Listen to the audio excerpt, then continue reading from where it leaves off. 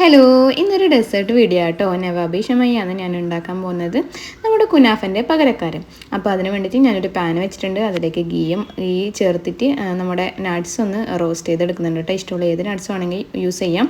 ഇനി ഇതേ നമ്മുടെ ഗീയിൽ തന്നെ നമുക്ക് സേമിയം നമുക്ക് വെർമിസെല്ലി വറുത്ത് കോരാട്ടോ. അപ്പോൾ ഞാൻ തിന്നായിട്ടുള്ളതാണ് കേട്ടോ യൂസ് ചെയ്തിട്ടുള്ളത്.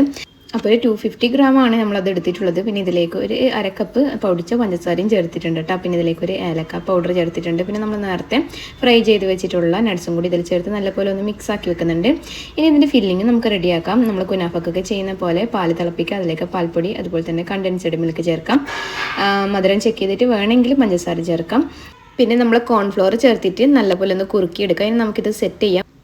അപ്പോൾ ഞാനൊരു പുഡിംഗ് ബൗളിലാട്ടോ സെറ്റ് ചെയ്യുന്നത്. അടിഭാഗത്ത് സേമിയ ഇട്ട് കൊടുത്തു. അതിന് മുകളിലേക്ക് നമ്മൾ നേരത്തെ റെഡിയാക്കിയിട്ടുള്ള ക്രീം ചേർത്ത് വീണ്ടും സേമിയ ഇട്ടോട്ടോ. നിങ്ങൾക്ക് ഇഷ്ടമുള്ള എത്ര ലെയർ വേണമെങ്കിലും ചെയ്തെടുക്കാം. അപ്പോൾ കുനാഫയൊക്കെ ഇഷ്ടമുള്ളവർക്ക് ഇതും ഇഷ്ടപ്പെടും.